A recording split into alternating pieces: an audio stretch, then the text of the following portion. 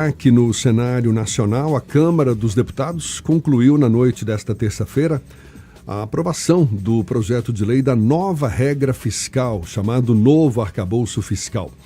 A pauta já tinha sido aprovada pelos deputados, mas sofreu mudanças no Senado e, por isso, precisava ser analisada mais uma vez pela Câmara. E a Câmara aprovou a nova versão do relator, o deputado federal Cláudio Cajado, que é do PP pela Bahia, que integrou, ao parecer, a exclusão do Fundo Constitucional do Distrito Federal e do Fundo de Manutenção e Desenvolvimento da Educação Básica, o Fundeb.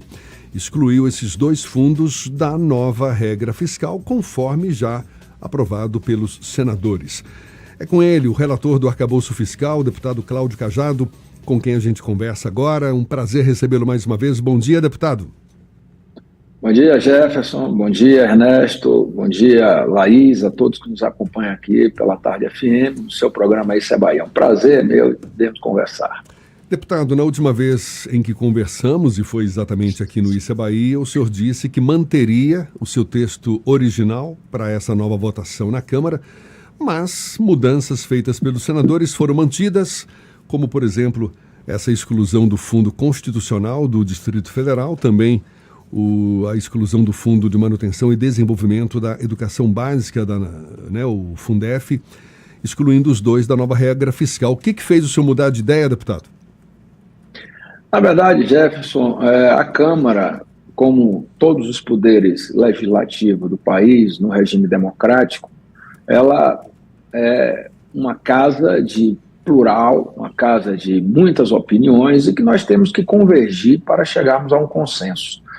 O Senado, quando recebeu o projeto oriundo da Câmara dos Deputados, fez em torno de 16 alterações e apenas uma alteração foi aceita pela Câmara na votação de ontem. Todas as demais alterações promovidas legitimamente pelo Senado Federal foram rejeitadas por mim e aquecidas, ou seja, avalizadas pelos líderes e pelo presidente da Câmara, Arthur Lira. Portanto, digamos assim, 99% do meu relatório foi mantido originalmente desde quando votamos lá atrás, em maio, pela Câmara dos Deputados. Agora, nós atendemos, até para prestigiar o Senado, uma emenda que atende o Fundeb, que é o Fundo de Desenvolvimento da Educação Básica, e o Fundo Constitucional do Distrito Federal. Na verdade, existia até uma certa resistência de atender ao Fundo Constitucional do Distrito Federal. Porém, quando os senadores alteraram o meu relatório, eles colocaram o Fundeb e o Fundo Constitucional do Distrito Federal num único inciso. Ou seja, ou tirava os dois, ou mantinha os dois. E através do acordo no Colégio de Líderes, com todos os líderes dos partidos que têm assento na Câmara dos Deputados, chegamos à conclusão que era melhor manter apenas essa exclusão do controle dos gastos como um todo, ou seja, fora do teto, e atender as bancadas da educação, atender a bancada do Distrito Federal e prestigiar o Senado Federal. Eu concordei, até porque eu tinha dito que eu queria, minha vontade era manter integralmente o meu relatório, mas essa era a minha vontade. A vontade minha, com a dos líderes, foi de fazer essa excepcionalidade, e eu acho que ficou bom, até porque o próprio governo também, não fez grandes atuações para poder manter o Fundeb e o Fundo Constitucional do Distrito Federal dentro da base de gastos, então não houve, digamos assim, nenhum ruído por esse atendimento. Pelo contrário, eu acho que a narrativa estava errada, ao dizer que esses recursos dentro da base dos gastos prejudicava a educação, prejudicava o Fundo Constitucional do Distrito Federal, quando não é verdade. Porém, a narrativa, a versão, venceu os fatos como eles são de verdade. Então, não vou fazer cavalo de batalha, nós precisávamos de ter essa legislação para que o governo tivesse um controle, uma disciplina maior nos gastos públicos, um controle da trajetória da dívida, e essa lei é moderna e vai dar à gestão do atual governo do presidente Lula uma contemporaneidade em relação ao antigo regime fiscal, que era teto de gasto. Portanto, todos saíram satisfeitos, inclusive a própria votação, Jefferson. Foram 379 votos, 15 a mais do que a votação histórica que tivemos em maio na Câmara, de 364. Deputado, bom dia, Ernesto aqui. Nós conversamos aqui exatamente na segunda-feira passada, bem no começo do programa, e aqui o senhor estava aqui pessoalmente com a gente, e naquele dia haveria uma reunião de líderes com o presidente Arthur Lira, né? O senhor estava preparado para essa reunião. No meio do caminho, uma entrevista, alguns podem dizer a palavra certa na hora errada, alguns podem dizer, não, foi uma bobagem do ministro Fernando Haddad, que se notabilizou em todo esse processo pela sua habilidade no trato com o Congresso, nas negociações com o relator, com o próprio presidente Lira, mas naquela segunda-feira talvez tenha sido infeliz aquela declaração sobre o poder desmedido da Câmara, etc.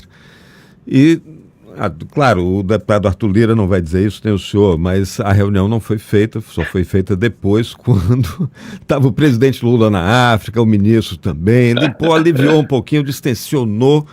E aí a gente teve uma votação tranquila agora. Aí eu lhe pergunto, nesse clima de mais afinação, né, de melhor diálogo aí, com essas bancadas, criou um clima mais propício para que no retorno do presidente Lula finalmente se destrave a reforma ministerial e outros segmentos importantes para o governo garantir a tranquilidade na relação com o Congresso, a tal governabilidade aconteçam? Temos um ambiente político mais favorável a partir dessa aprovação importante, deputado? Ernesto, você como bom baiano, e eu também, você deve adorar uma acarajé, uma abará, mas você passa uma pimentinha, né, para deixar o gosto ainda mais saboroso. Sem pimenta não tem a mesma graça. Então, assim, obviamente que o ministro Haddad, ele tem uma interlocução privilegiadíssima com a Câmara dos Deputados. Mostrou-se um ministro aberto, participativo e, acima de tudo, bom ouvinte. Ele sabe ouvir. E nós criamos, né, na interlocução com a Câmara dos Deputados, uma grande relação, tanto que votamos de forma absolutamente rápida, célere, como desejava Arthur Lira. E as palavras do ministro Haddad foram interpretadas como se fossem direcionadas ao presidente Arthur Lira, mas não é. Eu tive a oportunidade de falar com o ministro Haddad depois, e ele vem colocando, que é um fato, de 10 anos para cá, o protagonismo da Câmara dos Deputados foi cada vez maior, foi crescente. Por que isso? E aprofundou em cima do governo do presidente Bolsonaro. Por que isso? Por conta daquelas emendas de relator, que muitos chamavam de orçamento secreto, por conta de que o Congresso Nacional, em especial a Câmara dos Deputados, tem posições firmes sobre determinados assuntos e temáticas, não se curva à vontade do Executivo. E isso tem feito, de fato, o poder da Câmara dos Deputados extremamente atuante e proativo no regime democrático e no sistema presidencialista do Brasil. E o que o ministro Haddad reconheceu foi isso, a força do parlamento, né? E, de fato, como o nosso sistema na Câmara dos Deputados é presidencialista, o presidente da Casa tem muita força, mas não tem toda a força, até porque, se temos líderes partidários, ele não consegue administrar. E o que tem o presidente Arthur? Ele tem o consenso do Colégio de Líderes. Essa que é a questão. Os líderes dos partidos, né, não só os de esquerda, mas os de centro também, e da base do governo, têm uma relação com o Arthur muito positiva, até porque ele defende a Câmara e defende as coisas que do contrário, ele não estaria reeleito agora presidente, né? Tanto que foi reeleito com uma votação expressiva. E assim, de fato, criou um clima. Isso já está ultrapassado, mas o ambiente foi solicitado pelos líderes, inclusive. Não foi Arthur que cancelou. Os líderes acharam que com aquela declaração poderia ter um ambiente não muito propício, até porque aquela reunião não seria só dos líderes partidários, e o presidente comigo como relator, seria também com representantes do governo, tanto da Casa Civil quanto da Fazenda, que de fato aconteceu nessa segunda-feira agora.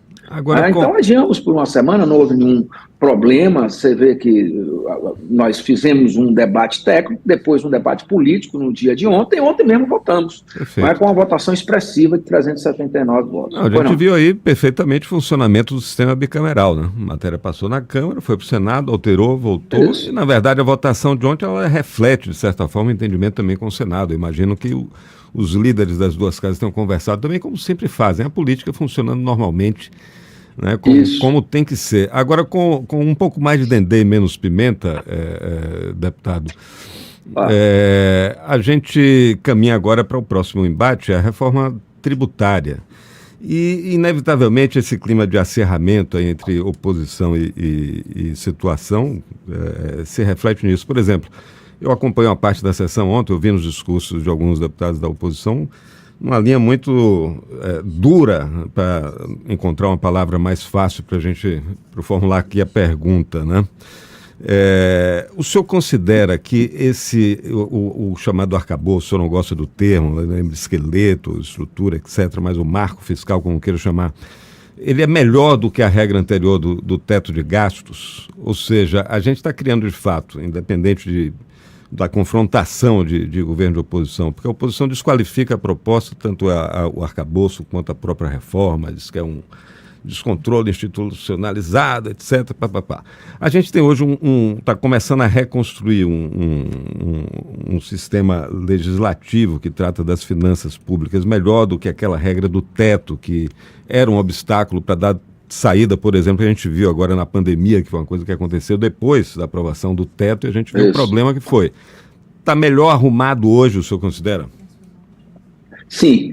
Muito, Ernesto. Eu queria até concluir a sua pergunta em relação à anterior, em relação ao espaço de que o ambiente possa melhorar com a volta do presidente Lula da África em relação à composição da base ou sucessão de ministérios. Essas matérias da pauta econômica não têm nenhuma relação ou ruído com a questão política. Nós votamos no primeiro semestre agora do ano uma série de matérias, e o progressista, o meu partido, não é base do governo. Pelo contrário, vários partidos não são. Inclusive o próprio PL, que faz uma posição dura. Uma parte votou a favor ontem, né? Entregou ontem mais votos, 47 votos, se eu não me engano, do que quem votou contra. Ou seja, existe uma consciência dos deputados, seja da base, seja de independentes ou de oposição, de que nós estamos trabalhando pelo Brasil. Por isso a pauta econômica não tem ruído.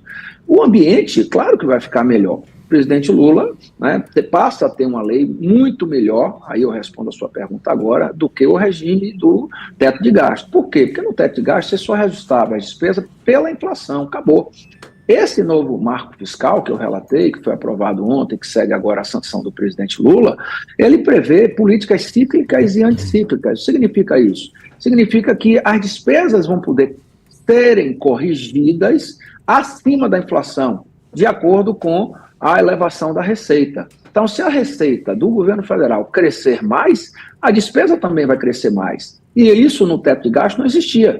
A receita crescia e a despesa só até a inflação. Agora vai ter crescimento acima da inflação, de 0,6% a 2,5%, a depender da elevação da receita. Isso é muito positivo. Além disso, Ernesto, nós teremos recursos de em torno de 0,6% do PIB para investimentos, que a dinheiro dólar hoje está entre 65 e 70 bilhões de reais.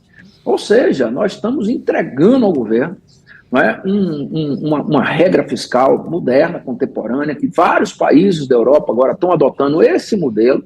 Nós estamos na terceira geração de regra fiscal e que o governo só vai precisar fazer uma coisa. Primeiro, não ter o descontrole sobre a despesa, não criar despesa sobre receitas inexistentes. Isso não pode. E segundo, fazer um esforço de arrecadação para que zere o déficit no ano que vem. O que é zerar o déficit? É não gastar mais do que arrecadar. Agora, o ano como que vem é que vai faz ter que arrecadar isso? e gastar por exemplo. Como é que faz isso? Como é que arrecada mais se aumentar? Alguém que não está pagando vai ter que pagar. Pronto. A gente já está chiando, está pagando imposto de renda mais do que banqueiro. Então, pronto. Isso avança na reforma? A questão é essa, você aí foi ao ponto. Nós não admitimos a alíquota aumentada dos atuais tributos. Eu, por exemplo, não voto. Não voto para aumentar, por exemplo, o imposto de renda alíquota de 27,5%, não voto para aumentar o PIS/PASEB. Agora, quem não está pagando, aí tem que pagar. Por isso que nós falamos que concordamos com o aumento da carga tributária, que não significa elevação dos atuais alíquotas dos tributos que estão sendo cobrados e pagos pelos contribuintes. Super ricos, o senhor defende que passem a pagar imposto também de renda? Super ricos, ou tributação sobre lucros e dividendos? É isso. Nós temos aí algumas medidas, por exemplo, as offshores. O cara tem uma empresa lá fora e não está pagando os impostos. Isso eu acho que é correto que se cobre. O Superior Tribunal de Justiça decidiu que as empresas que tiveram benefícios fiscais e que utilizaram esses benefícios não para investimento, mas para custeio, passa a dever o tributo.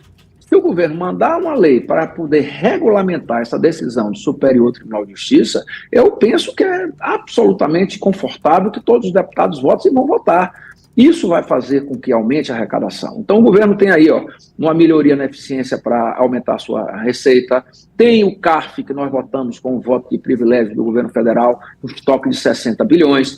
Tem essa questão do ICMS, que já foi dirimida pela Justiça, que pode chegar a 30, 40 bilhões. Ou seja, existe uma série de medidas. Taxar essas empresas chinesas, Ernesto e Jefferson, que não pagam, vendem aqui no Brasil através dos sites e não pagam um centavo, concorrendo deslealmente, inclusive, com as empresas nacionais. Então, existe, sim, uma série de medidas que possam ser tomadas. Agora, o governo tem que focar, tem que ter determinação de partir para robustecer a sua arrecadação e assegurar, no próximo ano, zerar o déficit, né, e a partir de 2025 ter superávit, ou seja, colocar o governo nas contas do positivo. A gente está conversando aqui com o deputado federal Cláudio Cajado, do PP, pela Bahia, ele que relator do arcabouço fiscal, que foi aprovado em definitivo pelo Congresso Nacional ontem à noite, depois de passar por mudanças no Senado. A Câmara acabou endossando, inclusive, parte dessas mudanças no texto final do arcabouço. Deputado, para a gente encerrar, o governo ele tinha pressa na votação dessa proposta, até porque precisa enviar a proposta de lei orçamentária anual já com as novas regras fiscais. E o que se espera a partir de agora é que também, com esse novo arcabouço fiscal, mais recursos em infraestrutura para programas sociais. Na sua avaliação, deputado, o clima ficou mais favorável para a governabilidade de Lula e para colocar em prática esses projetos sociais, aumento de infraestrutura, enfim, o investimento que o governo federal espera-se faça em benefício da sociedade também? Jefferson, essa questão específica de investimentos e principalmente dessas transferências de recursos para as pessoas mais vulneráveis, como o Bolsa Família, com o aumento, a melhoria do salário dos servidores públicos, do salário mínimo, etc., isso já ficou assegurado. Quando, no ano passado, nós votamos a PEC da transição, foi aberto um espaço orçamentário de 228 bilhões de reais, justamente para atender o Bolsa Família, para atender o aumento dos servidores públicos federais e a melhoria, o ganho acima da inflação do salário mínimo, que atende as pessoas mais humildes. O governo já tem esses recursos. O que ele não pode é criar novas despesas sem que a receita esteja assegurada. Por exemplo, elevou-se a tabela do imposto de renda, a isenção, que era de, vamos supor, 3 mil, foi para 3.600. Dou um exemplo aqui. Essa diferença de R$600 que o governo deixa de arrecadar do imposto, isso gera bilhões quando você faz o efeito em cascata com todos os contribuintes. A conta chega de 3 a 4 bilhões. O governo fez isso sem ter o recurso para poder dar essa isenção. E aí vai ter que propor uma medida ao legislativo para taxar, para cobrar, como por exemplo essas offshores que nós falamos anteriormente, e cobrir essa despesa que ele tem feito.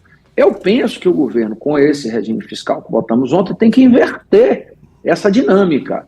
Primeiro, ele tem que providenciar o dinheiro para depois fazer as despesas. Se você inverte, você está fazendo com que amanhã, se você não conseguir a receita, haja punições e gatilhos previstos no regime fiscal que votamos ontem de sanções administrativas por esse descontrole orçamentário e financeiro. Portanto, o que nós queremos? Para ajudar a minha vida, a sua vida, a vida de quem nos ouve. Porque muita gente está dizendo, o que é que eu tenho a ver com esse negócio de arcabouço? Até o nome é feio, eu prefiro o regime fiscal. O que é que eu tenho a ver com esse tal desse regime fiscal? Tem a ver que se o governo não controlar suas contas, gastar de forma desenfreada, a inflação vai aumentar, os juros vão aumentar, o dólar vai aumentar, os produtos, a comida vai aumentar e o poder aquisitivo de todo mundo que tem o seu salário vai diminuir. Ou seja, a nossa vida fica uma bagunça, a vida do país vira uma bagunça. E é justamente o que nós fizemos no primeiro semestre, ao votarmos a reforma tributária, ao votarmos o regime fiscal em primeiro momento na Câmara, ao votarmos toda uma estrutura de novas legislações que deu uma demonstração clara do compromisso da Câmara e, consequentemente, do governo com o controle das contas, que fez com que os juros começassem a baixar, que o risco Brasil baixasse, que o dólar baixasse. Então, nós queremos o quê? Desenvolvimento econômico com viés social, porém, com responsabilidade fiscal.